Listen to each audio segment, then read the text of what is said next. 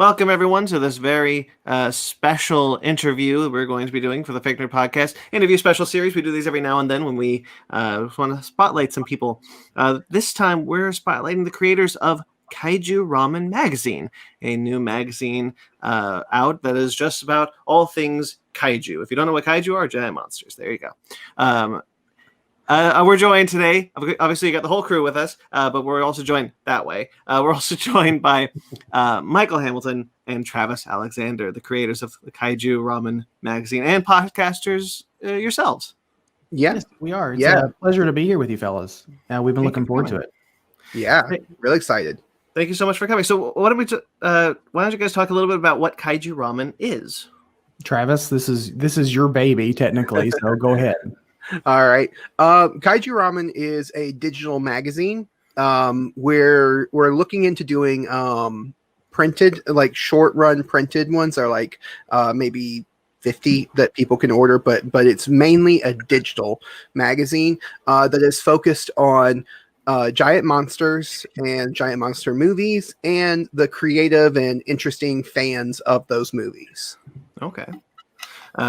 So you also are podcasters. Do you want to talk a bit about your podcast as well? Yeah, sure. Well, I'll talk about Kaiju Weekly. Kaiju Weekly is our weekly giant monster movie review podcast where we talk about all the giant monster movies from around the world. We pride ourselves on being approachable to people who are new to the genre, as well as longtime fans. And we like to just talk about fun things and celebrate and not take ourselves too seriously. So yeah, Speak that's for yourself, Travis. I mean, come on. Yeah. Like we're the most serious podcast on the internet, except for these guys. I mean, come on. Of course. Yeah, so serious. That's why majority of our podcast lately has been dedicated to giant Yeti nipples. Oh boy! So here we go. That's a running. We're not bringing that up here. No, that's a running thing in our podcast. Yeah, so we have a lot of fun doing that, and Michael's my co-host there, but he also has his own podcast that's separate. So Michael, I'll let you talk about that. I do. On the internet, at least, my moniker is Michael the Kaiju Groupie. And it started out as a Facebook group. And then I was like, well, I kind of want to get into podcasting. So my show, the Kaiju Groupie podcast, is essentially I reach out to fans from around this great community. And I like to sit down and just have long form, one-on-one conversations with folks. Kind of dig a little bit deeper as to why they love this genre so much and I think that was a void that needed to be filled after the unfortunate ending of the Kaiju Apostle podcast, and because it was inspired by them, and they're building a bridge episodes. David is a very good friend of ours, very good friend of the podcast. And it stems from just me wanting to talk to people about this genre and about these interests, because, growing up, I was the only Godzilla fan in my little small town. So at least that's how it felt to me. So I never really got the opportunity to sit down and have these conversations with other fans that are just as enthusiastic about this genre as me. And so I've had the opportunity to talk with great people like Frankie Washington, who is a fantastic artist, Lisa Knapziger, Henry at It Came From Monster Movie Podcast, who's working on his own giant monster related thing, Apex. And I've not been super active over the last couple of months simply because I've been moving and just the holiday season, but I plan on coming back to that possibly in February. I'm looking at a number of people that I want to sit down and just have conversations with. And really that's what it is. It's just me having conversations with fans. There's really no agenda. There's no rhyme. I really don't even make notes for my episodes. I just turn the recorder on, turn the microphones on, and just whatever comes out. Like one of my favorite conversations so far has been with my friend, Mr. Danny DeManna at the Godzilla Novelization Project. That conversation was so long, it needed to be broken up into 2 parts because we just could not shut up. And yeah, I just have a lot of fun doing it. And I've had a lot of fun with Kaiju Weekly. Kaiju Weekly is how I got started podcasting, and I caught the bug, much like all of us, I imagine. So yeah, it's a great medium for just meeting people and just having great conversations about the stuff we love. You mentioned That's what's awesome about the internet. I grew up in Texas, right? So like I also thought I was the only super nerd in my community. And then you move somewhere like LA, and then there's a lot more of them. And then I get to meet people like Brandon and Ben and Sparks, and we can do this podcast where just a community of people talking about the shit that they love. And that's what's so good about the internet. Because really 20 years ago, 30 years ago, we couldn't do this. It just we have a comic book convention. So it's really nice that you had to wait once a year to go see a friend at a conference that lives half the country away. And now I can phone up my friends in wherever, Indiana, Los Angeles, wherever they are in the world. I can just phone them up and say, hey, you want to comp on my podcast and have an open and getting tongue tied, have an open conversation for an audience. And usually they're like, sure. And I grew up in Mississippi, and that I'm same situation. I'm like, no one around here cares about nerdy things. My dad did, but he's not around anymore, so it's like I didn't have anybody to talk to, and I decided, you know what, I'm gonna do a podcast so I can talk to people about these things. And and for me, and it's a little bit different for than Michael, because I am a huge comic book fan on top of being a giant monster fan. So like I'm into so many different things and so many fandoms that having the outlet of podcasting and now the magazine and everything to be able to talk to people and really share that passion, it's great. It's absolutely great. The realization that Sparks liked Godzilla was a game changer for me as a kid. Oh, yeah. in their friendship. Yeah. Well, yeah, that's so true, because prior to that, I think you and I both had the mutual experience of like, I talked to the one guy at Suncoast who always held the Godzilla film that was coming out on VHS for me. And that was the extent of it. So I have the digital copy of Kaiju Ramen in front of me right here. So let's just get into the magazine itself. You guys decided you wanted to start a magazine. Can you go through how that started? Travis, this is your brain fart, so go ahead. So my brain works kind of like a freight train. When I get onto something, I'm going, and Michael was kind enough to jump on the ride, because it's like either you jump on the train with me or you move out of my way. And he jumped on the train with me. But no, we saw in the community, the giant, specifically the giant monster community, where people were upset with a specific magazine that's a fan magazine. Not going to name it. No name and shame. Yeah. Okay. But throwing some shade. Yeah, it's some of the things that they were doing, some of the articles that they were putting out really wasn't reflecting well on the community at large. Mm-hmm. And people were upset by that. And I told Michael, I said, now would be a good time if we wanted to do something, that's more focused on the fans and less on the putting out these weird articles about the movies and stuff like that GFan was doing. And so we just started doing research on what's involved in doing a magazine, a fan magazine, and it blossomed from there. So that's really how we got started. Yeah, and I say that joking. I said GFan jokingly, but full disclosure, I love GFan. I'm still a subscriber to GFan. Like, there is some good content there. And Kaiju Ramen was not meant to be a rebuke of GFan. It was just, we felt that there was a void in the fandom that needed to be filled. Like, there is room for, like, in history, there has in history been several different fandom magazines at one time. So, we saw that Kaiju Ramen could fill a void in the sense that it could be more community focused than what GFan has turned into, with things like Artist Alley, which is a huge deal. If you go to GFest, Artist Alley is a huge deal, where they feature different artists. And I think in issue 1, we got to celebrate Kaiju Hime, who is a wonderful human being, wonderful artist.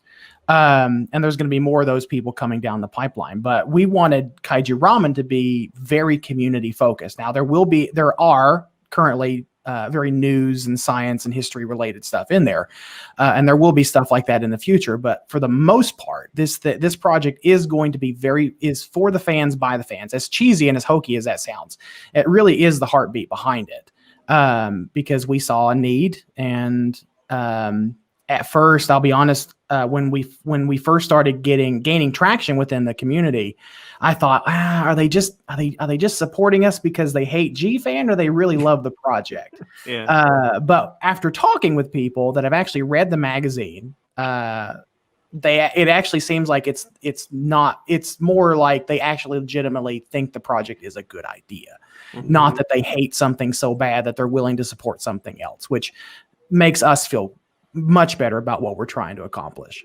Right. And again, like with fandoms, and again, like 21st century technology, like every type of fandom has a community. So like people are looking for other people who like the same shit that they do. So like whether it is them stumbling on you or them trying to find something that's not another magazine, they still found you and they still like you because you're giving them the stuff that they want. Exactly. I think it's great. Again, like the internet it's crazy we're talking about a magazine, but it's like a digital magazine. I think it's amazing. Like we've come so far just in entertainment. I think we've come full circle. I think it's a full circle thing, because there for a while, like in the early 2000s, that's when blogging really took off, and everything was digital. Like everything was digital. Now you're seeing companies and organizations put out more tangible materials. And I think that this whole media genre of magazines, online zines, blogs, what have you, has sort of come full circle, where people love blogs, people love online zines, but they also like that tangible part of it too. And that's what we wanted to offer with this first round of the magazine. And eventually the hope is it's going to be for a while. I will say that the hope is to do a fully printed magazine quarterly. But for right now, it's more cost effective. And I hate to use that word because it's very businessy, but it's much more cost effective in the moment to do an online digital magazine than it is to be obligated to do printed copies every quarter. So hopefully, if we get enough backers, if we get enough subscribers, and if people love the project that much, we will eventually offer printed copies, even if it is just a limited run printed copy, there's this many copies, pre-order it now, once they're gone kind of situation. A lot of like, because we're all big in the comic books and stuff, there's a lot of like graphic novels that do that. They're like, hey, like we're trying to kickstart just the graphic novel and you get it when it's done, and like it's not like a big commitment, like it's like you are directly helping the people. So I think I think doing something like that, it's like, hey, who wants to buy it? Like you'll get it, like just pre-order it. I think that's a good idea. Yeah, it's like, for example, going back to in the comic book realm, the Kickstarter that just popped up a few weeks ago with the Mighty Morphin Power Rangers stuff. Yes. Yeah. So I plan on being a backer for that, and not that the franchise needs it, not that Hasbro needs that money. I mean, they could produce all that stuff, but my theory is they just wanted the fandom to be more involved with that process. Yeah. And if we get some limited edition, once in a lifetime editions of these comics out of it, then so be it. Yeah. Boom has found a lot of success with doing these Kickstarters. Berserker, the new Keanu Reeves comic, was Kickstarted as well. That's what I heard. Yeah. Boom is such a even though they're growing, they are a small publisher still, so it does help to kind of have that community support. So I totally understand why they do that. And me as a comic book fan and knowing all of this, when we decided to do the magazine, actually sat down and decided to do it, I took a lot of inspiration from comic book creators and stuff that do Kickstarter and everything, because I had experience backing them, experience with seeing what they did and how they succeeded and stuff, and so that's what we used when we were doing the magazine. Yeah, the whole project was inspired. If I'm incorrect, Travis, I know you'll correct me, but Wizard magazine, am I right? Yeah, that's what it was very inspired by. As far as like the style that the magazine's going for, we really wanted. I was heavily inspired by Wizard magazine because growing up, we talk about being isolated from other fans. Wizard magazine is like your one connection to the fandom at large. Yeah. So yeah. Ben, I was going to say, this reminds me a lot of Old School Gamer magazine. Yeah, it does. Old School Gamer Magazine. That's a magazine that I write freelance for, but they have a printed aspect and they also have a blogging aspect. I write for the blogging side because the printed magazine, because you guys want to come out quarterly, they come out bi-monthly. So the way you guys are talking, because I found out about that magazine when I went to a convention and I talked to them, I looked into them, and then I was like, you know what, maybe I want to try it. So I reached out and submitted some stuff, and all of a sudden it's like, yeah, we want you to write for the website. I'm like, cool.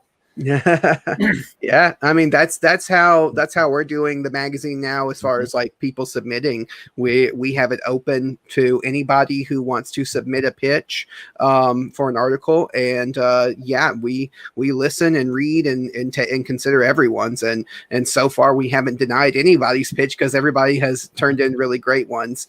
So yeah, eventually we're gonna have to. I mean, we're gonna have to break some hearts eventually, but that's sort of the nature of the project. But there's one I got just earlier, just a little bit ago, that I might have to deny, just because I don't know about the guy who sent it to me. Wink, wink. He's on here. I was gonna say there are two people on this panel so far who have pitched to you guys. Well, yeah, that's true. I forgot about but Brandon, yours is already accepted because I have you on the schedule for a future issue. But yeah, the one that was submitted today, I haven't had a chance to really look at it yet, but because getting set up for this. But if I may, what's so cool about the fact that you've opened the submissions to like anybody is like the community. I've never written about kaiju before. I have a blog on our website, fakenerdpodcast.com, where I talk about movies mostly, sometimes comics, but never kaiju. And I never had the opportunity. And then I saw this, I was like, I'm gonna give it a shot because I've always wanted to. And it kind of gives you the opportunity, like, I love kaiju. I've never had the opportunity to write about kaiju before, and it kind of like was just really nice to finally have that opportunity to be able to put those into words. Well, it's more niche. It's more of a niche market than even within nerd culture. It is it's a lot. It's very niche. It's very niche. We are a niche group inside of a niche group. Yeah, exactly. So I mean, more power to you. That's if you want to try your hand at it, we would more than happily welcome more giant monster tokusatsu related things from anyone at this point, because we're just trying to find a good core group of writers that we can depend on. And that doesn't mean that we're going to just rely on those specific writers, but we are looking for that core group of like those great writers that will show up consistently throughout the magazines, throughout future issues. So, yeah.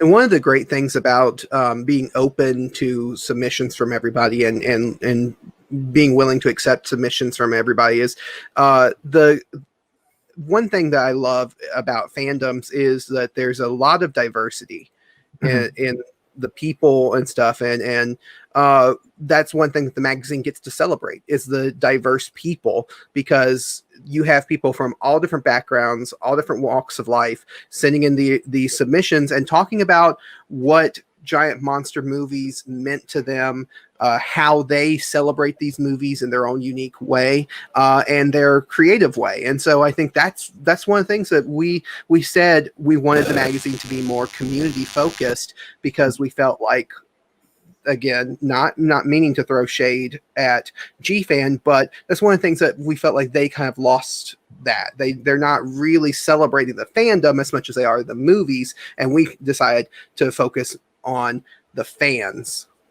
Right. That's why you have an article up there on the top of your cover page says "From Film Snob to Fanboy." That was written by our very good friend Eric Neely at the Monsters vs. Men podcast. And if you guys are familiar with that show, Eric is known for being the film snob. The film snob half of that show. He loves very high art, very highbrow movies. He prefers the term cinephile, but everybody else refers to him as the film snob. He's a film snob, and it's interesting because as he has progressed through watching, like starting with the Godzilla franchise and Toho and all that, he has slowly, I want to say, has become more of a fanboy than even Alex, his co-host, who started out as the actual fanboy for the franchise. And so he penned an article. I think he shopped it around to a few places that didn't seem too interested in it. So I said, hey man, how about you give it to us and we'll try to do something with it, because it's a good article. It's a good write-up, and it tells a story of someone. It tells the side of a story for someone that we don't necessarily get to hear in genres. You don't get to hear the story of someone who came in with little to zero knowledge of a fandom or genre, slowly evolve into an actual fan of that genre. Like that's a really interesting story to tell to us. And I thought it was important to share that article in the first issue, because that's really, in a sense, that's really what the magazine's about. It's building upon fans that already exist, and then trying to make new fans out of this genre that we love so much. Yeah, and that really was one of my favorite articles for this first issue, because it was just a beautifully written piece that Eric submitted. And and like Michael was saying, it's really interesting to see the growth of someone who not only wasn't a fan of the same things that we were fans of, but who really didn't have a lot of respect for it. You know, he came from the place that a lot of people come from. And I know that since this isn't a Giant Monster podcast, this is for, all kinds of people into nerd culture. So some people who listen to this might even feel this way, but that giant monster movies, they're dumb. There's guys in rubber suits knocking over cardboard buildings, things like that. And that's kind of where Eric was coming from. And then Alex, his co-host, got him to do the podcast with him, and he started going through all of the giant monster movies in order, starting with Gojira, the original Godzilla movie. And he has come to just absolutely love it, and has learned to appreciate them, and learned the themes, the art, and everything that's in them. And so getting to tell that story, getting to share that story with people, I think meant something to him, and also meant something to us, because it's like, look, these things are respectable, and if you give them a shot, maybe you'll be like Eric. It just sort of justifies all the hate that you get as a kid, like for liking certain genres, right? It's you grew up as the nerdy kid in school. I like to say that, liking Godzilla and Tokusatsu didn't get me a whole lot of dates in high school. But it is something that I did suppress over the years, just because I didn't think, people would think I was cool because of it. And then in my later years, I basically just said, screw it. I mean, who the hell cares what people think of you? Yeah, like you like you love what you love. I mean, that's really what it comes down to. You love what you love. And as long as you're not doing it to hurt somebody, as long as you're not, weaponizing it to demean or diminish someone else, I mean, then love what you love, right? I mean, it's that is the mission statement of this podcast you just talked about right there. Yeah, because I remember, I think all of us, how many of us are there? 6 of us? All 6 of us. I can't do math for some reason. All 6 of us kind of went through that thing, because I remember when I was a kid. When I actually did when my first girlfriend and I actually did started dating, she would call my house and I would mute my TV because I was playing Final Fantasy 12. Oh, I've been there. So we'd be on the phone, my game is on mute, and I'm just like leveling up my characters, but I didn't tell her what I was doing because I was scared that she was gonna find out that I liked that type of video game. I'll do you one better, Ben. And every time my friends would come up, like every time my buddies would come over, this was middle school, like high school age. Every time my buddies would come over, I would have to scramble and hide all my Godzilla tapes and all my Ultraman stuff and all this other stuff that I thought in my mind that they would make fun of me for, but I was a bit too immature to just think to myself, well, you know what? It's who I am. Just embrace it, right? Yeah. Just embrace it. Out of curiosity, Michael, do you have any siblings? I have an older brother and an older sister. They are. I am the only child. I am the only child of my parents. Both my parents, like I have a half sister and a half brother. It's complicated, I know. Okay. But they were much older than me. Say that again. I'm sorry. I'm the same way. I'm the only child from my parents. Right. So they were much older than me. So technically, I was an only child growing up because I was the only child that lived there at the home. Okay. So I owe a lot of my fandom to my parents. Okay. Did your siblings ever get come to you and try to host like an intervention? It's like be like, hey, you like all this nerdy stuff. That's not good. You can't like this stuff. Because my younger brother and his friends once did that for me. No, not quite at that level, but I will say that there was a time period where my sister still lived at home with us. I was very young. I was like maybe 8 or something like that. I was still pretty young. And so anytime her friends would come over, I was not allowed to come out of my room. I was not allowed to watch monster movies while I was in my room because she didn't want her friends hearing all the screeching and the roars and the cheesy dialogue. She didn't want her friends hearing that. So I was very restricted when my sister's friends would come over. I don't think I've ever had a intervention try to be performed on me, but I mean, I guess my sister probably could have done that if she thought it was if it was that big of a problem. You know, that brings up a question I want to ask. Like, we've talked about it on our podcast like a bunch. Like, monsters are cool.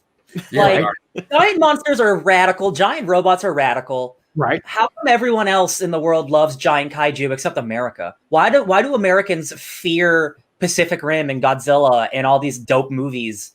And like, why do they not connect for Americans when like the Avengers work and they fight giant monsters? Like, I don't get it. The Avengers are just as silly as Godzilla. Exactly. Yeah, and, it's only been within the last 10 years since the Marvel Cinematic Universe that the superhero movies have started to get treated with a little bit more respect by the mainstream. Because I mean, I grew up in a time period where the idea of superhero movies was dumb and silly, and majority of people would not have been interested in that. And then now my grandma knows who Rocket Raccoon is, and it's like I didn't even know who Rocket Raccoon was until the movie. So it's just nerd culture is changing, is becoming mainstream, and Giant Monsters is one of, I won't say the only one, but one of the ones that still hasn't really broken into the mainstream here in America. But it's just here in America, as Ryan said. Like, the entirety of the rest of the world are all on board, have been for decades, and we're just like, monsters. Yeah. I don't want that at all. No. Yeah, it's not America, but it makes all the money overseas. And I'm like, did you guys see the same movie I saw? What's happening here? Yeah. So well, to be fair, it isn't just America. A lot of Europe isn't big on giant monsters either. Yeah. UK is not big on giant. They're just now really starting to, be more mainstream in UK as well. And a big part of what's changing people's minds is the availability of a lot of things, because, back in the 90s, you couldn't get a lot of the giant monster movies. You couldn't get Godzilla movies just at a regular video store. You had to go to a specialty store to get them. And so it was just kind of like this little secret thing. It's kind of the way anime was for a long time, because you had to go to a specialty store to get anime at a certain point. Now anime is becoming more mainstream because the availability is there and people are getting exposed to it. So I think it's changes on the horizon. It's just that we're still in that space. And I'm wondering if it has anything to do with as I was listening to you guys talk, I was wondering if it has anything to do with our cultural mythology.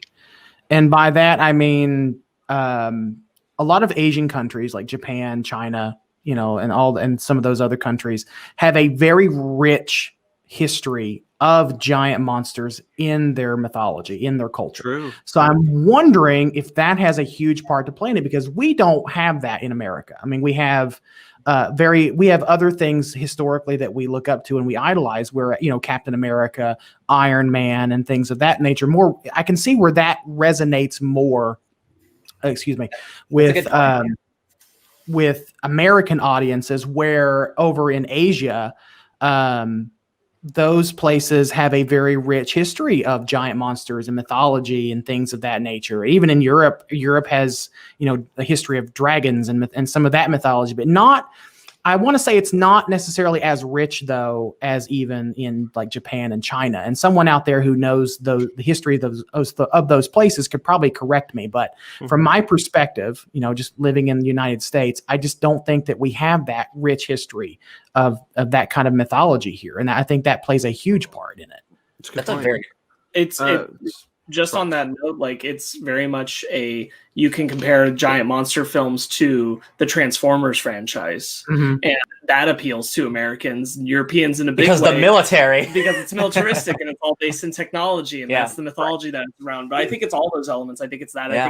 I think it's availability, and I also think that this is something that I was talking to a professor at college about just last year. We were talking about dub representations in the 70s into the 80s and the 90s here in America, and like the early Godzilla dubs, the reason why when Criterion just did their re-release, they went back and redubbed them is because it's not so much that the translations were so bad in all the cases, but they were made to sound silly. They were made to sound cartoonish and comical because they wanted to make foreigners, specifically Asian foreigners at the time, they wanted to make them seem silly. Yeah, that was the marketing capability, and so that in itself tones down the seriousness of the monster films. It makes the whole thing seem like a goof. Because why the dubs are. I'm sorry, I cut you off. I didn't mean to. It's why the Criterion dub for Son of Godzilla sounds so weird, because you can tell that a lot more work went into that dub. But me being a fan, I kind of miss that old cheesy dub from the 1960s. Right? Yeah. That's what I grew up with. That's what I cut my teeth on. And I can see your point as to where, like, for American audiences, they would want something a little bit more professional. We'll say that.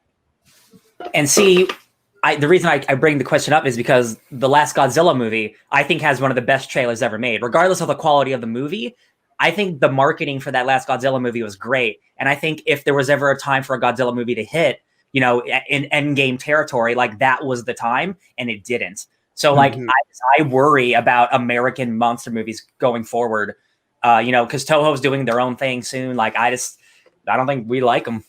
I think what's going to happen in America is we're going to go back to the place where we're not going to have the big budget mainstream giant monster movies. I don't think we're going to have any more Pacific Rims. I don't think we're going to have very many MonsterVerse movies, type things like that. I think we're going to go back to where you had Cloverfield, which was a kind of an independent project, and Colossal, and Colossal, and things like that.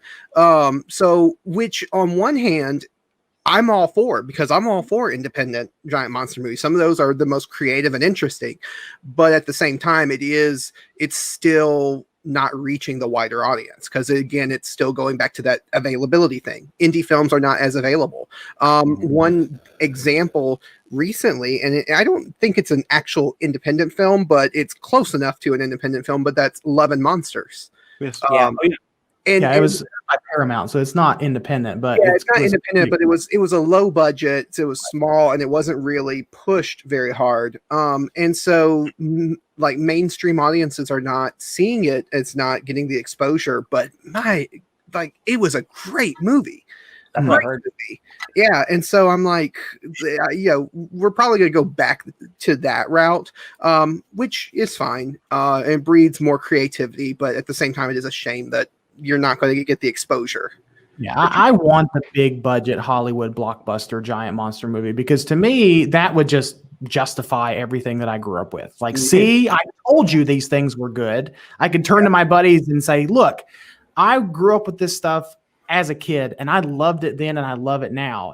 I was talking with a friend of mine, Henry, and he used to teach over in Korea to a group of students.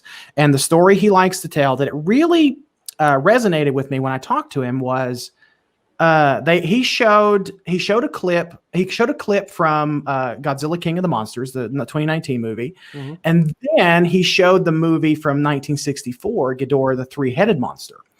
And I believe the way the story goes, Henry, if you're listening to this, you can correct me. The way the story goes, one of the students came up to him and says, "Teacher, is this what you see when you watch these giant monster movies?" Like, yes. He said, this is what I've always seen. And I think that resonates with a lot of fans who love this genre. Is we don't see, like, yes, we see the cheesiness, we see the rubber suits, we see the hammy acting. Yes, we see those things, but we look past those things and we can enjoy those things just as much in that form as we can with a big budget monster movie. And I think for a lot of people like myself, I would love a big budget monster movie like Godzilla versus Kong. I would love it to be successful because that would just justify all the decades of me loving this thing.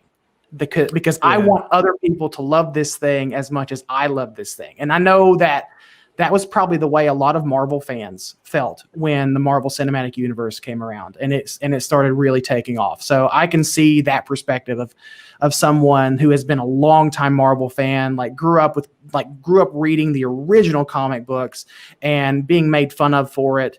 And now growing up as an older adult, seeing the success of these films and thinking to him or herself, see, I told you that this franchise was good. And it only took 30 to 40 years for you guys to figure it out. Yeah. That's what I was going to use that as an example because, again, I'm a big comic book fan, and one of my favorite comic book characters, and has been for a long time, is Black Panther. I love Black Panther. And for years upon years as a kid, I'm like, Black Panther could be in a movie. Black Panther could have his own movie, and it would be awesome. It would be great. He could be a great, and that was before we had Captain America and Iron Man, all that, back when there was only the 1989 Batman. And I'm like, Black Panther would be great. Black Panther would be great. And none of my friends knew who Black Panther was. None of them were comic book fans. And so they're like, you're crazy. And then the Marvel movies start coming out. I'm like, see there, you can have a great, so Black Panther needs to do it. And I don't know if you guys remember, but there was a long period of time where people, fans like me, were demanding a Black Panther movie, and Kevin Feige at Marvel was like, oh, well, maybe it'll be down the line. Maybe it'll happen at some point. And that was mostly because of stuff going on behind the scenes. But it was Ike who was like, no, we can't have a movie with a Black Panther party. Yeah, we can't. No, Ike Perlmutter, and that's a whole other conversation. But it was one that felt like no one would go see a black superhero. That was his big thing. Mm-hmm. And it's but I was always on the side of you just telling my friends, just wait till you see Black Panther in a movie. He's going to be awesome. And then of course Captain America: Civil War comes out, and all my friends go and see it, and they love Black Panther. They love the movie Black Panther, and I'm like, see, it's like what Michael was saying. It's the justification of yes, this thing I've been a fan of all this time and telling you guys how great it is. Now you can see how great it is. Yeah, I think in a very similar vein to what we're discussing, because we're in this Kong versus Godzilla trailer just came out moment. I want that movie to have been successful because I want the MonsterVerse to keep going, because I like the independent creativity, but I also want the big blockbuster stuff. Mm-hmm. I want them to hit the MCU level because I want them to have the freedom to do the big blockbuster stuff, but create the new in it. Mm-hmm. One of the reasons I like Skull Island so much is because you get things like the skull crawlers and creatures like that. And I'm like, that's where I want us to be inducting new kaiju, introducing new concepts and ideas, but in that big blockbuster way. That's the dream, is to see it look that good, but also do these new things. I'm with you on Kong Skull Island because objectively speaking, Kong Skull Island is probably the best movie we've gotten out of the MonsterVerse so far. I would agree. Yeah. Objectively speaking, that is probably the best movie. The best. Yeah. It's the best shot. It's the best. It's got a beautiful color palette. I'm an art director by day, so I pay attention to the color grading and things like that. But I will say that King of the Monsters is probably the most fun movie we've gotten out of the MonsterVerse so far. I love 2014. I do. I really, really love 2014. I almost cried the first time I saw 2014 because it was finally a decent American Godzilla movie. And but there's just something about King of the Monsters, man. You got it brings in so many Easter eggs from my childhood that I grew up with knowing about, the Oxygen Destroyer, the Mothra twins, the Ifukube music. I mean, all of it was just this perfect concoction of just 8-year-old Michael was screaming in the theater, not literally screaming, but screaming inside in the theater. while watching King of the Monsters because I was pointing out like all the little Easter eggs like I knew of as a child. And it was really upsetting that movie didn't do very well. But my theory behind that is, one, monster movies, they've not hit their stride in the United States yet. And two, that movie was made as a love letter to the fandom, not necessarily the general audience. Right. Whereas Kong attracted a more general audience because let's face it, in the United States, Kong sells more tickets than Godzilla. Godzilla is a very Asian property. Well, even Godzilla 2014 did better to American audiences because it also tried to be like, hey, general audience, this is what a Godzilla movie could be. Brian Cranston. Well, it's not just that. Like thematically speaking, Godzilla 2014 is very relevant to American sensibilities as well as Japanese sensibilities. It's not a wholly Americanized product. It is trying to keep that Japanese origin as best it can. I often lump it in there with films like Shin Godzilla or GMK or the original Godzilla because they're thematically relevant to the time period it was made in, showing the general audience that this is what a Godzilla could be. Unfortunately, the general audience is kind of like, I'm good.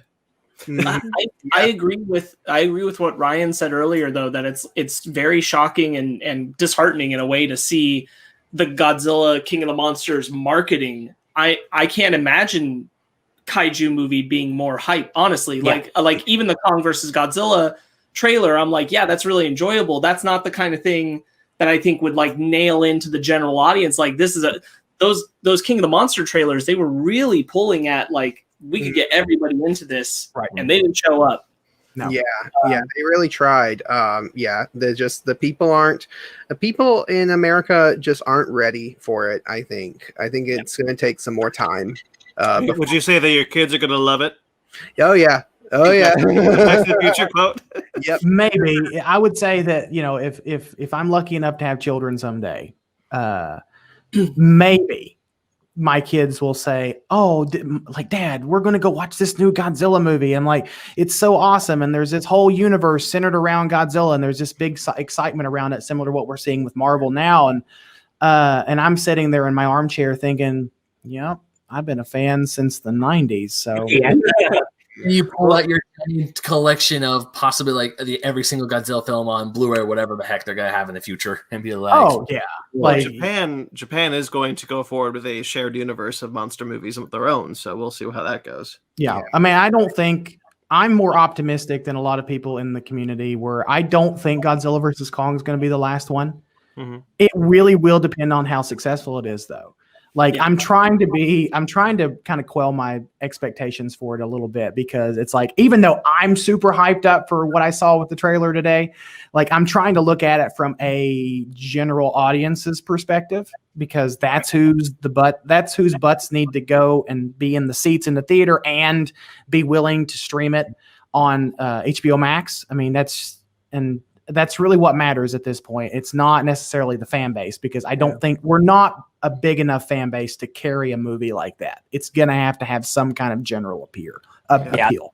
Again, because like the Marvel movies, like comic book fans aren't making those billion-dollar movies. That's just families who are going to go see a cool action movie. Happens to be a comic book movie. Well, and like a great example is I got my fiance to go see Kong Skull Island, but I've never gotten her to see either of the two Godzilla films in that monsterverse. Yeah. Yo, Sam Jackson's not in either of those. I'm just saying. Yeah, well, my grandpa's the same way. My grandpa is like has no time for Godzilla movies, but loves Kong, and so he will watch anything with Kong in it. And so I'm like, well, like, what's the difference? Kong is a giant ape, and Godzilla's a giant reptile. Whatever. Well, Kong's entire building, like that's American. Well, right? it's the fact that Kong we talked about before. Kong has a longer mythology in America because of the 1933 film being so damn successful. Even the 1970 film with Jeff Bridges was really successful and spawned its own sequel that's god awful. And then 2005. 2005 is the best remake of the entire franchise. And I know a lot of people like to harp on Kong because it's like, oh, we're just rehashing the same old thing over and over and over, but it's a weird thing that they keep going back to the well with Kong and it still remains successful. And it's something that I don't understand why. Because to me, like Godzilla has such a rich history of all the stuff they can pull from but they keep going back to the well with the same old tropes with the Kong franchise. And It's funny to look at it. It's funny to look at it because Godzilla has 35 movies to date. Kong has like 6. Yeah. Yeah. But yeah, I think you're right. That Kong has a. I mean, it's the closest to an American mythology that we have. You know, we have the comic book characters, and we have King Kong. I mean, I was a kid growing up and went to Universal Studios down in Florida and got to go on the Kongfrontation ride, which was the old King Kong ride that no longer exists. But yeah, it is one of those things. But Brandon, you mentioned about kids just with that Back to the Future quote, and I think that's something that's going to make a huge impact on giant monster movies in the future, is the kids who are growing up now watching them, because they are the ones who in the future are going to be like, hey, yeah, we want the big budget movies, we want these, and they're going to fill those seats at the theaters that are not being filled by their parents who are not interested in giant monsters. We have, for the magazine, going back to the magazine, we have someone who is a big supporter of our podcast, of our magazine and everything, who is 11 years old, and he just loves giant monsters, and he's so excited to read the magazine and listen to podcasts about them and everything. And so it's like, he's the type of fan that we're reaching out to now, is the type of fan that is like, yeah, you're young, keep loving these things, and keep grow up loving these things, and make them popular in the mainstream. Yeah, his name is Alex. So Alex, if you listen to the Fake Nerd podcast, you and your dad, here's your shout out. Yeah, again, like, we didn't have podcasts to listen to when we were 11 about Godzilla. Like, that's so cool. Good for that little guy. I love it. Yeah. So I do want to go back to the magazine for a bit. This is a great conversation just analyzing kaiju movies. I love it. But you have in the magazines a couple of sections. You have a news section, obviously, and some things like that. One of the things that I really like about your magazine is that you have a section where you just list the things that have come out in the last year with kaiju films or kaiju comics. Yeah, that was something, again, going back to the inspiration being Wizard magazine. There weren't really any comic book shops around me where I was growing up. The closest one was like a long ways away. So whenever I would pick up my Wizard magazine, that's how I found out about the newest comic books that were coming out and the newest things that were happening. So we kind of wanted to do something similar, even though the internet is a thing now, which it wasn't when I was a kid. Now people can get online and look at this stuff. I wanted to have a place to kind of bring all of the little bits of information that's all across the internet together, so you have one source that you can look at and be like, oh yeah, so that came out last month, this came out last month, this is coming out in 2 months. So that's really where that came from. Well, I think what's really important is that there are on this list. So there's 4 movies on this list. It's Love and Monsters, Tremors. I don't know if I consider Tremors a kaiju movie, but I'll accept it. It is. Tremors is a kaiju movie. We have so few kaiju movies in America that we have to take the ones that we get. We have to take it. There's Monster Hunter, but then you also have an obscure one, Howl from Beyond the Fog. Yes. And I think that is great that you listed there, because that is a movie that a lot of people don't know about, a lot of people have not heard about. And the fact that people are going to look at that and say like, oh, what's that? And they're going to discover it. Yeah. I lobbied for Conga TNT to be on the list, but he wouldn't let me. That one hasn't come out yet, has it? It's yes. You can get the Blu-ray now. Oh, it can. Okay, I didn't know if it had come out yet or not. Yeah, that one I'm not super thrilled about, but I'm not above putting it on the list. I just forgot that it had come out already. Howl Beyond the Fog, Howl from Beyond the Fog. That's a South Korean film, correct? No, it's Japanese. Is it Japanese? I thought he was right, because in full disclosure, I have not seen it yet. Like, I ordered the Blu-ray the other day. Finally, I just went in and ordered the Blu-ray. It's not come yet. So, but I have heard that it is a wonderful, wonderful film. Yeah, short, I've heard nothing but great things. Yeah, it's short. It's only like 35 minutes, something like that. Yeah, it's a short film. Yeah. It is Japanese. The guy who designed the monster suit for this movie, he has worked on Mothra, on Varan, on a bunch of other Toho properties.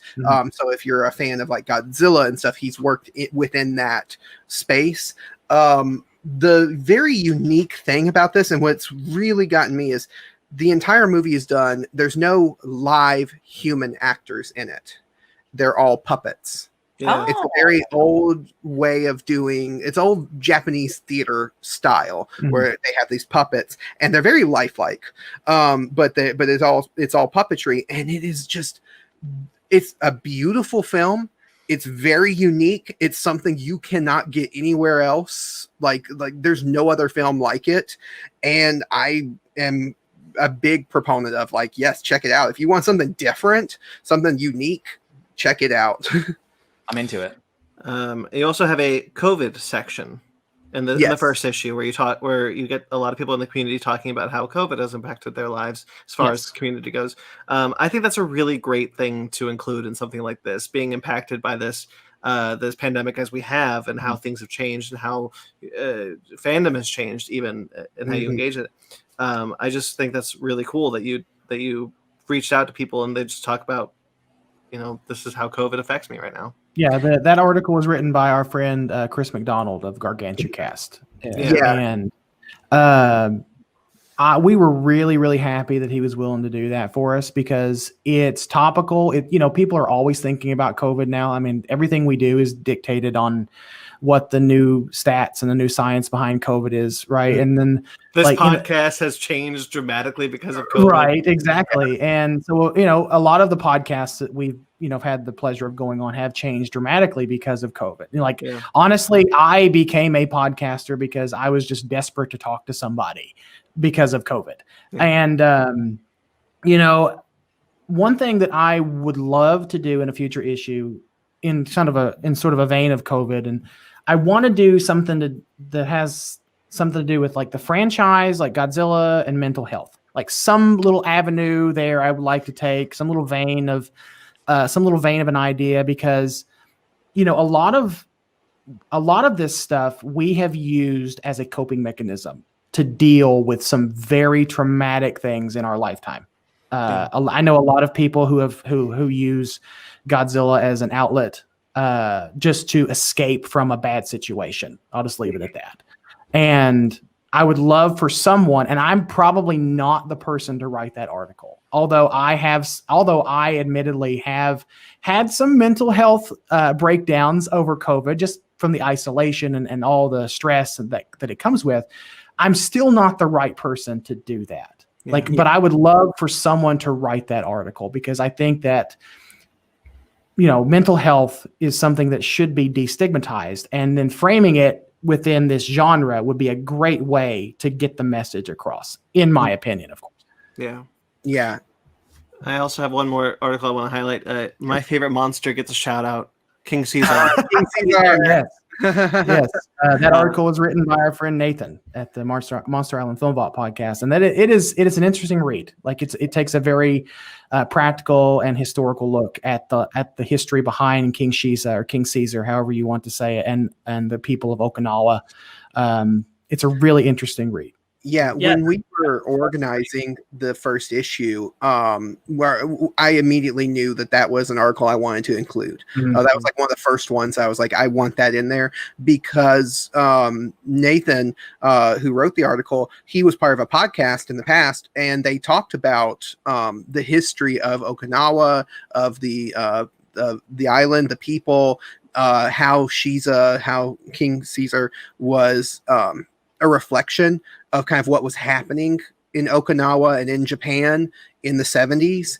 And it was so fascinating. It was something I had never heard of before. And I've been a Godzilla fan my whole life. I had never heard of that. And so I was like, I want to include that, because that is something that I think is very interesting, and more people should hear about that. And so I do want, we did talk about how the magazine is very community focused, but we do have articles that are just really interesting about exploring the history, the behind the scenes and stuff of the movies. The goal of it is always to just celebrate the genre. Yeah. Right. Sparks, you had something you want to say? Yeah, I mean, just like with that piece, especially, having had that in my mind because I read it, and then coming to this, when we're talking about like not resonating with an American audience, it's so difficult for some of the, especially like the older kaiju films. It could be Godzilla. We could be talking about Ultraman 2, all of that stuff, because you can watch it subtitled, and you still will not understand all of the like context that they are basing a lot of the choices under, unless you have like a book or an essay in front of you, and you're like, yes, okay, I get this is the one. Like the Okinawa thing is just going to go completely over your head. You're not going to be able to catch it, and that's another part that just makes it so hard for, like, if you could know the cultural relevance, the larger context of what these things are trying to represent, I think it could resonate with Americans more, but it's so hard to do that. And I do think that's part of what MonsterVerse has struggled to do in some examples, specifically King of the Monsters, I would say, like, to resonate that too in such a way that a lot of those older films did. We just don't know it. Right. King of the Monsters was very Showa, but without the substance. Right. It was, because that's one thing that the Showa era, and for anyone who's not familiar, the Showa era was from 1954 up to technically 1984. I know Travis will correct me, or 1989. 1989 was when it ended. But in filmography for Godzilla, the Showa era lasts from 1954 to 1975. Yeah. So that is one thing that a lot of people praise that era for, is because there seems to be a lot more substance to that era, other than as opposed to the Heisei era in the 90s, and then the Millennium era from like 2000, from 99 to 2004. That is one thing that people praise about the Showa era because of it. And I think that knowing the history behind Okinawa and the historical relevance of that has made me appreciate films like Godzilla versus Mechagodzilla more because of it. And I think, and I wish that people knew all that stuff, because I think that if they knew the history and they knew the rich mythology behind that I think that they would love the same thing, we love a lot more than it would just be guys in rubber suits and flamethrowers. So right, yeah, and I think I don't know if you guys wanted to specifically talk about future articles that we have planned, but for the magazine. But there is one that I do want to do in the future. I have somebody write, which is the history of Frankenstein Conquers the World, which is a Toho monster movie. Yeah.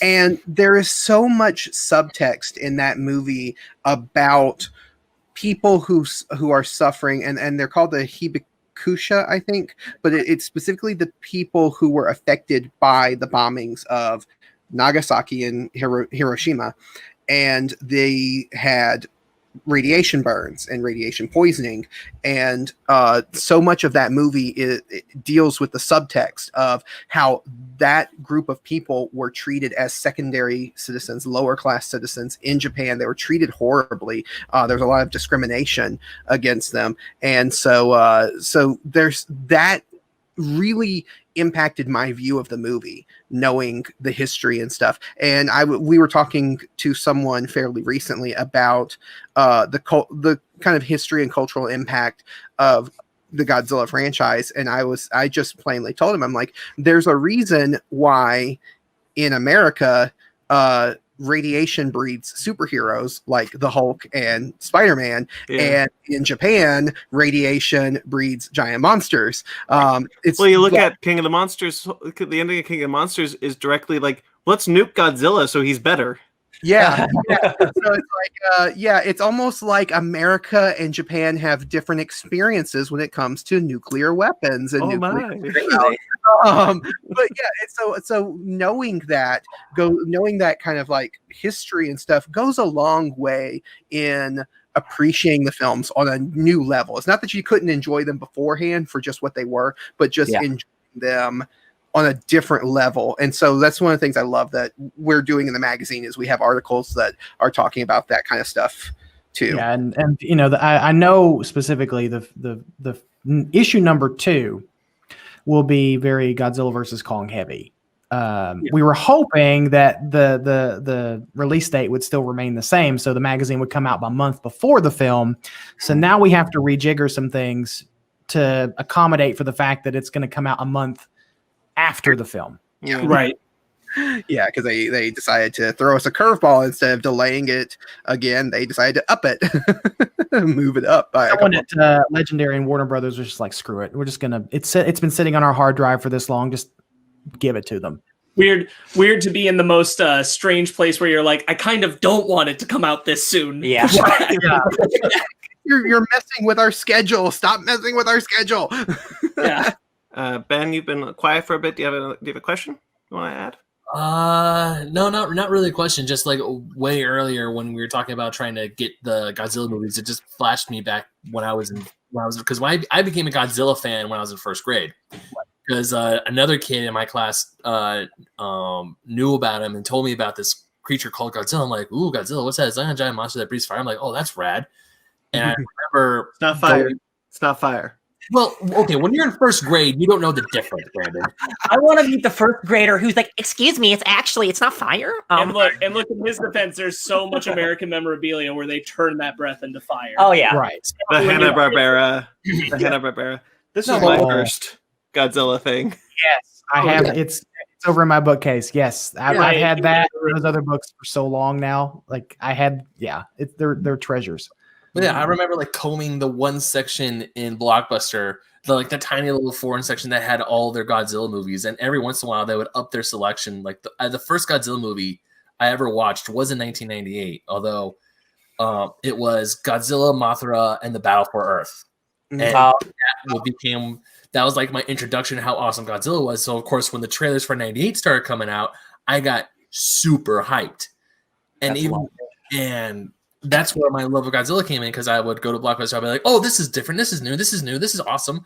And so I kind of became a kaiju fan, but I was always a Godzilla fan first, because Godzilla was the name I drew towards. And even when you're talking about how general audiences don't really know, or like when the King of the Monsters trailer for Godzilla 2019, Godzilla vs. and the King of the Monsters, that I was hyped from the start. And then I went with my best friend and one of his buddies and my girlfriend, and I was telling them all this stuff about Godzilla films I watched, and they haven't seen a lick of them.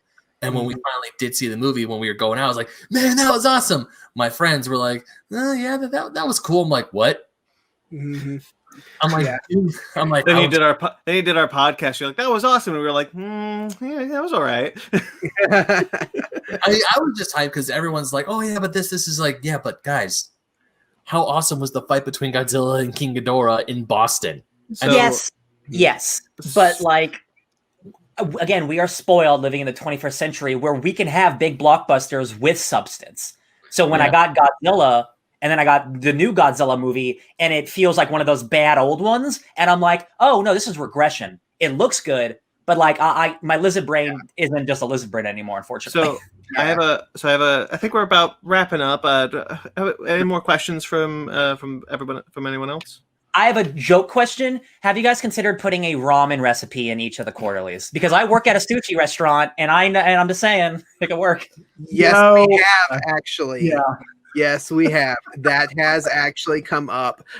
In fact, the magazine, the content section of the magazine, I designed specifically to look like a menu from a ramen restaurant and stuff. So yeah, we definitely wanted to lean into it. So absolutely, I am all for including a ramen recipe in a future issue. And I know Travis and I both we both love to cook. So like cooking is something that I really, again, because of COVID, I learned how to cook better than I did before because of COVID.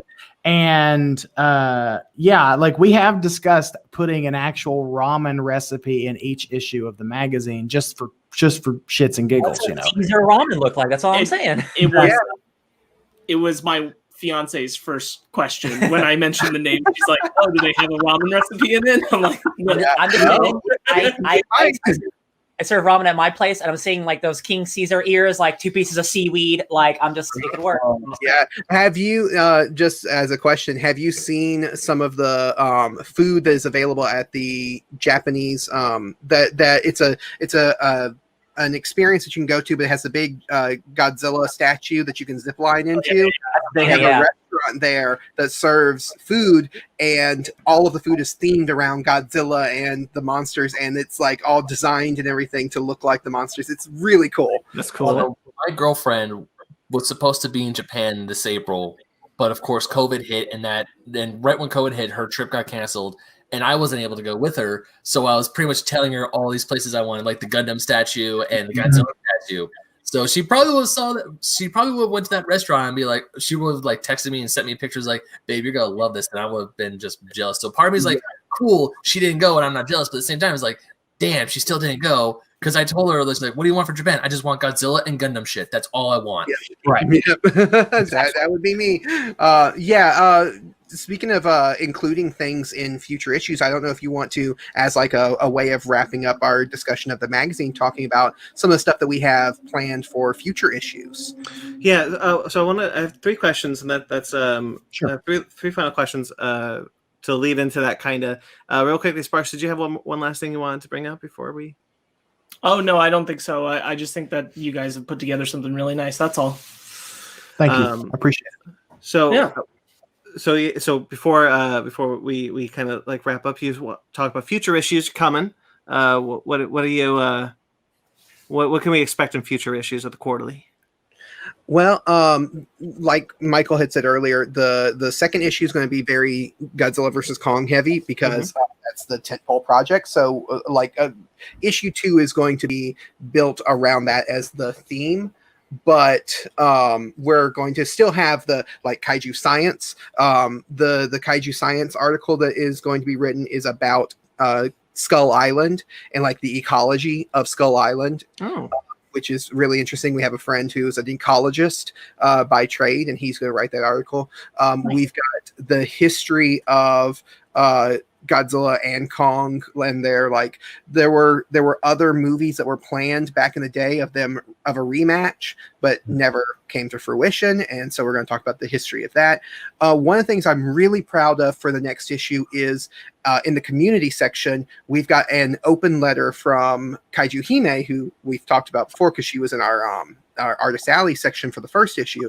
But we wanted to do an open letter to female fans of giant monster movies, and the open letter, the article is going to be called "To the Girls Who Love Monsters," and it is a letter just telling it's kind of letting the female fans know that we recognize that you are there, we respect you, and we want you to be a part of this fandom and have a voice, because a lot of times, the male voices can kind of drown out the smaller, group of female fans, but they love the stuff just as much as we do. And sometimes, they don't get to be heard as often. So we wanted to give them, some of these female fans a place to express their love for these things.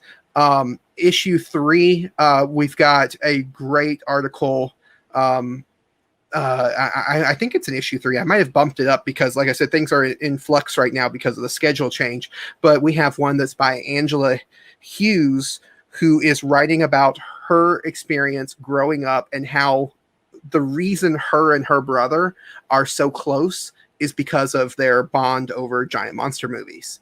Because when they were kids, they didn't really have much in common, but they loved giant monster movies. Both of them did. And so they bonded over that. And so we wanted to share that. And then we also have another article in issue 4, which is about the giant Peking Man, which is a Hong Kong giant monster movie. And we have someone from Hong Kong that is actually writing that article. And he said, one of the set pieces, one of the buildings that serves as a backdrop for that movie was recently demolished. So there's a little bit of history there involved in that. So there's, he's going to talk about that. And it's one of those ones that's kind of flies under people's radar. So we wanted to highlight that. And plus we have Brandon's article about Gamera. And everything, because we want to celebrate Gamera. Wish there was more Gamera stuff to talk about, but hey, So yeah, definitely. We definitely wish there was more Gamera stuff. I mean, we're going to have future issues that are dedicated strictly to like Ultraman and Henshin heroes. I know that I plan on doing a 3-part series on my journey through the Power Rangers franchise, because back in May, I got the crazy notion to sit through all 900 and some episodes of the Power Rangers franchise. So far, I made it to Dino Thunder, and I've had a lot of fun. It's brought back a lot of good memories from my childhood, and I think 90% of it is nostalgia. Like, I want to talk about my nostalgia for the franchise, but a lot of it is me seeing some of this resurgence of Power Ranger stuff lately with Hasbro kind of reigniting the series through the toys and these different, and the comic books, because Travis talks about comic books. I'm not a huge comic book fan. I'm getting into more comic books. And so I've started with the Power Rangers franchise from the Boom comic book series. That felt like a really good barrier to entry for me to start reading comic books. We just finished, well, not just, but our latest series on the Fake Nerd Book Club, which is another spinoff we have on YouTube, was about the initial run of the Mighty Morphin Power Rangers from Boom Studios. Oh, nice. Okay. Yeah, it's great books. I've read them all. They're really great. And then, Travis, have you checked out Ultraman yet? Yes. The Ultraman comic book? Yes. Yeah. That's my first exposure to anything Ultraman, and I think it's rad. Yeah. Okay. Wow. Okay. Yeah, it's great. It's a great. It's really well done. And then we've got another Ultraman series that's coming out as a sequel to that, which I think is called The Trials of Ultraman. I think is what they're calling it, and that's coming out from Marvel. So, and we actually know some of the artists and stuff that are working on that. So, yeah, it's going to be a lot of fun. Yeah, it is. And then I think probably the last future article that probably want to mention is just there's this whole debate between streaming versus going to the theater, because I'm a big proponent of, I don't want the theater experience to go away, but I understand why there's this huge focus on streaming right now. So I would we want to find two people to write two articles in tandem, or write the same article from two different perspectives. One that's a big advocate for theaters, one that's a big advocate for streaming, and see where those things overlap. So, all right, say no more. I'll start right now. No, I'm kidding. Okay, go for it. Yeah, and it really, that was a way of, we don't want to minimize that. Yes, we are still in the middle of a pandemic, and going out and going to the theater is still a risk that, to your health, and you don't want to put yourself in any kind of risk. But if you are able to go to the theater, what is your experience like versus what is your experience like when you're sitting at home watching the same movie? And so that's why we wanted to kind of highlight that. Yeah, I think that's super important too. I think what gets really lost in that conversation too is talking in film studies classes just this last semester while we've been dealing with the pandemic, is just how many people are like, oh, well, you'll just, it can go to streaming, and how much of America still doesn't have good enough internet for that to be a viable option. Yeah. Like that's still just leaving out tons of people because they live in urbanized, overpopulated areas. Yeah. Okay. And then the most important question I think I'll ever ask you guys, what's your favorite Godzilla movie? It changes. It fluctuates. So lately, I have been a big proponent of Godzilla versus Mechagodzilla from '74. To me, in this moment, that is the perfect Godzilla movie, because you've got decent human characters, you've got a good story, you got some really great antagonists, you've got a very interesting introduction to a brand new kaiju in Mechagodzilla. It's iconic at this point. Like, for me right now, it's Godzilla versus Mechagodzilla from '74. Okay, yeah, my number one never changes. Now the rest of them in the list of favorites always fluctuate, but my number one never fluctuates, and it hasn't fluctuated in 20 years, and that's Godzilla 2000. Nice. Because it was the first Godzilla movie I saw in theaters. And I've been a huge fan of Godzilla since I was a little bitty kid. So I knew Godzilla. I grew up loving Godzilla, and that movie came out. I was about 11 years old when that movie came out here in the States, and getting to go to the theater and see a real Godzilla movie was just something that I could never ever have imagined that I would be able to do. And so getting to see that, and so it has always been my number one favorite. It's comfort food for me. I just love putting it on. But one that I am surprised recently, and a lot of diehard fans, including Michael, laugh at me because I love it so much, is Godzilla versus Mothra Battle for Earth, the one that Ben mentioned earlier, because it's one that is very I associate it with like it's junk food. It's more like cotton candy. It's very sweet. It's very harmless. And there's nothing really challenging about it. It doesn't really challenge the viewer in any kind of way. But it's such a fun movie to watch, and I just love watching it. I'm with you. I love all those Heisei movies. Yeah, the Heisei ones are great. It's like they're not the best movies, and yes, I understand they're never going to be as impactful as ones that have themes like GMK and other ones like that. But man, they are so much fun to watch. I agree. Fair enough. It's not my favorite of the Heisei era. I'm not a big Heisei era fan anyway. I mean, Biollante or even Godzilla vs. King Ghidorah from '91 is probably my favorite of the Heisei era, with Destroya being close because it was the end of an era for there. But I'm more White Eyes is so spooky. Right. Yeah. But I'm more Showa and Millennium than I am probably Heisei. Like I'll watch the Heisei movies. Travis is right. It's junk food. It's the Heisei era has very little substance, and I know that sounds terrible. It sounds very gatekeepery, doesn't it? But the Heisei era does have very little substance to a degree, and it's just. But they are fun movies. They are watchable. Like I'll put it on when I'm cleaning house or something. But I'm the opposite. I love the Heisei era films more than any other. Really? I mean, to each their own. I won't say you might be wrong, but that's fine. I don't know because I remember because I like Godzilla versus Mechagodzilla in 1974, but I also this is the first movie, and funny enough, it's a Godzilla movie that I watched and I remember disliking with a passion. That's Godzilla's Revenge. And that is not a fair standard to judge the Showa era by. I know it's not the Showa era film. I remember going to block, but remember, I was a wee little lad. So whenever I saw box art that reminded me of those, I'm like, no, I'm going to go watch Godzilla vs. Biollante, Godzilla vs. Space Godzilla, and Godzilla vs. Destroya. Listen, guys. That's what we grew up with early in the 90s and things, or the early 2000s, because all the Showa era films didn't quite make it over here. In time. So I understand why you love the Heisei films too. But but Sparks is right. Godzilla's Revenge is not a good benchmark for the Showa era. Although recently it's really strange because movies like Gamera, the Super Monster, or Super Monster Gamera, and Godzilla's Revenge have been getting sort of a reevaluation by the fans. I've noticed that too. Yeah, a lot of fans have come out and been like, "Hey, these movies are better than you might have remembered or think."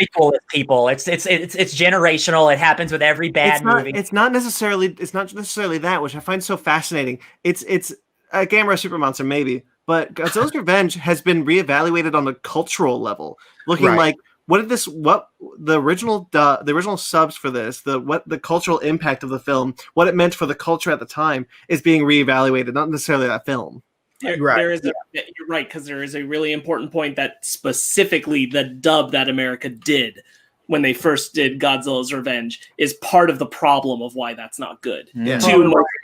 Probably why I haven't gone back to rewatch it in 20 plus years. It is very interesting seeing like people talking like Godzilla's Revenge through the lens of the original Japanese language and release, and being like, actually, we messed this movie up really bad. Yeah. I haven't been enjoying. It's still my least favorite probably of all the Godzilla movies, but I have been enjoying seeing people discuss and reevaluate it. So one of our friends, David from the Kaiju Apostle podcast, he's one that's a big proponent of that movie because he was one who reevaluated it that way. Yeah. All right. So you guys got a magazine. Where can you find the magazine? Well, you can find the magazine at kaijuramen.com.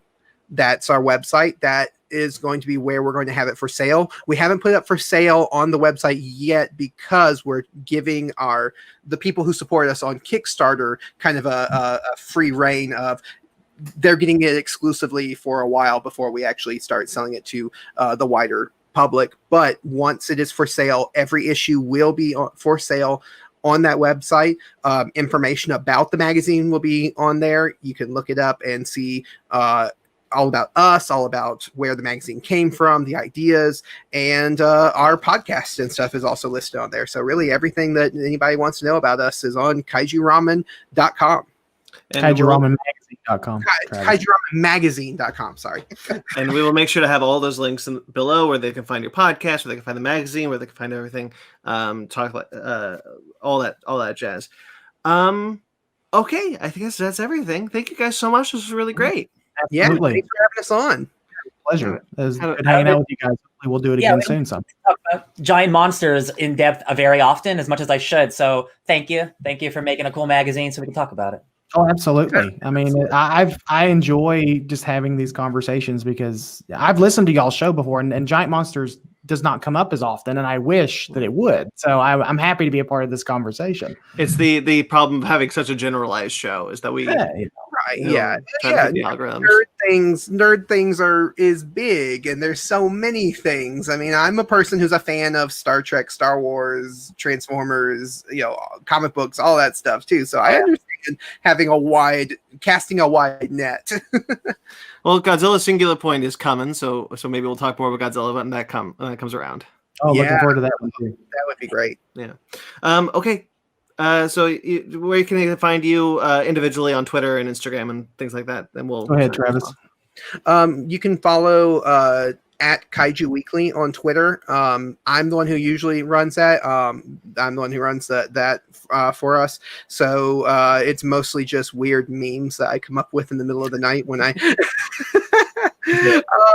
But yeah, so that's me on Twitter. I do have a personal Twitter too. That's at Captain Travis 55. But I'm not on there as much as I am on the Kaiju Weekly one. And then on Instagram we're Kaiju Weekly Pod, I think. Is that what it is, Michael? Yeah. You're on Instagram more than I am. Yeah, I'm on. Yeah, I manage the Instagram more than you do. But it's Kaiju Weekly Pod on Instagram. Yeah, and so that's where you can follow the podcast and our updates on that. And then, Michael, you have. Yeah, you can follow me on Twitter at Kaiju Groupie Pod. That's where I'm hanging out most of the time, or the Kaiju Groupie on Instagram. So if you like toy pictures, follow me on Instagram. But other than that, those are the only two places you can find. Oh, I almost forget all the time. The Kaiju Groupie Facebook group that I started with a few friends of mine. That's pretty big. It's a modest size, like 1,500 members so far. It's just a good place to hang out with and very little toxicity as far as Facebook groups go. Good. We try to run a tight ship there. Like we don't let assholes come in and try to dictate terms. We're in that Facebook group. So we boot them out as promptly as we can. But yeah, it's a great group of guys. If you want a Facebook group to go hang out and talk about giant monsters in, Kaiju Groupie Facebook group. And other than that, Twitter, Instagram, that's really all you need to know about me. Travis and I realized that we knew each other from a Facebook group long ago. Yeah, I was like, because you had sent me the article, and I was like, the name didn't really ring a bell. But then once you invited me on here on the podcast, I'm like, Fake Nerds, I know that podcast. I was like, oh yeah, because we're part of the same Facebook group. That was a funny realization. Be like, wait, I remember this podcast. Anyway, yeah. Okay, you can find us on Twitter, Instagram, Facebook, all at Fake Nerd Podcast. If you're following this channel, following our audio stuff, you know where you can find us. Make sure to like this video. Make sure to subscribe to this channel. Make sure to subscribe to their podcasts. And you can find me on BT McClure on Instagram and Twitter. Sparks, where they can find you. They can find me agreeing that Clifford is not a kaiju at Sparks Witty on Instagram and Twitter. Ryan. You can find me fighting some final wars to be the best Godzilla movie at DJ Tony Stark. Oh, those are fighting words right there. Ben? You can find me dying on the hill that the Hasty film are awesome at BedMaggot27 on Instagram and Twitter. We're all just dying on the wrong hills today. Thank you. It's been a pleasure. Thank you. Until next time, guys, stay fake nerds.